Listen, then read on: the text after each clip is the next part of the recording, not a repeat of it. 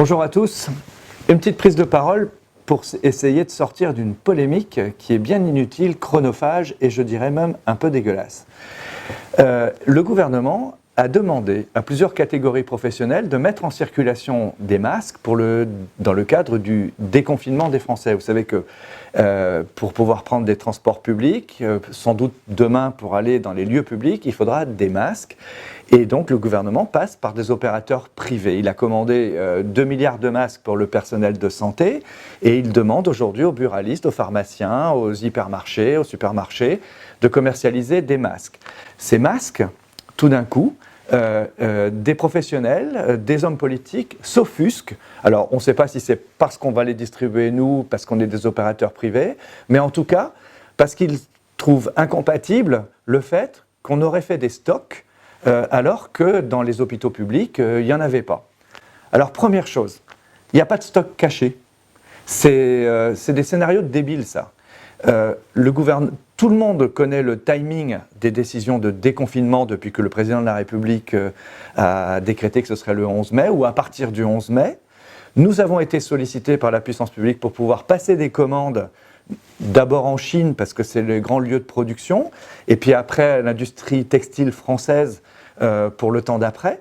Ce qu'on a fait de manière efficace et voilà donc que ces masques arrivent, seront répartis dans les magasins cette semaine, la semaine qui arrive là, et que c'est la raison pour laquelle, pour que tout le monde ne se précipite pas pour acheter des masques, j'ai dit, on a assuré, sécurisé les commandes jusqu'en septembre, et donc il n'y a pas lieu d'organiser la pénurie en se précipitant à les acheter comme ça.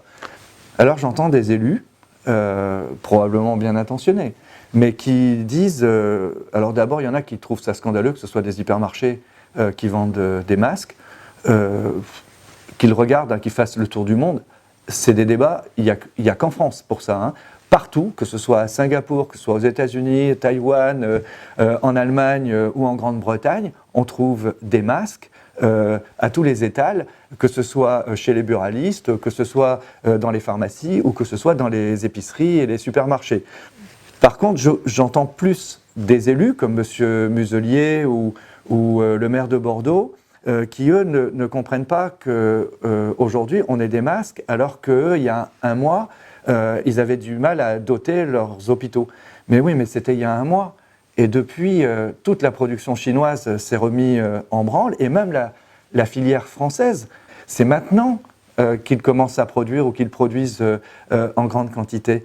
Il ne faut pas faire procès de ça. C'est simplement dans la chronologie qu'il y en avait beaucoup moins avant en production et qu'aujourd'hui, c'est plus facile, même si ça reste très concurrentiel et un peu sioux de les avoir, mais c'est aujourd'hui, on n'est pas dans le même temps où eux avaient des difficultés de s'approvisionner.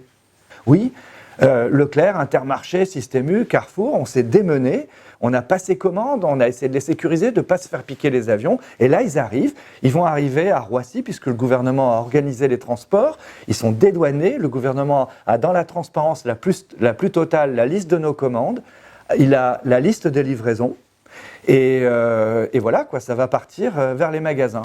Sincèrement, il ne faut pas casser le front de solidarité qu'on a créé.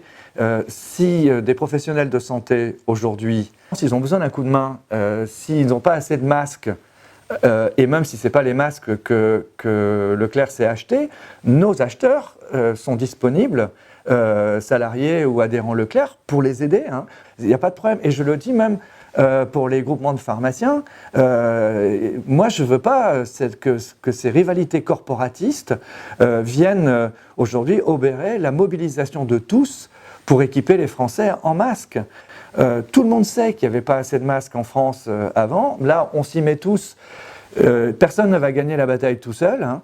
Et la bataille qu'il faut gagner, ce n'est pas la bataille des pharmaciens, ce n'est pas la bataille de la grande distribution, des Leclerc ou des Carrefour. Ce qu'il faut gagner, c'est la bataille des Français contre le Covid.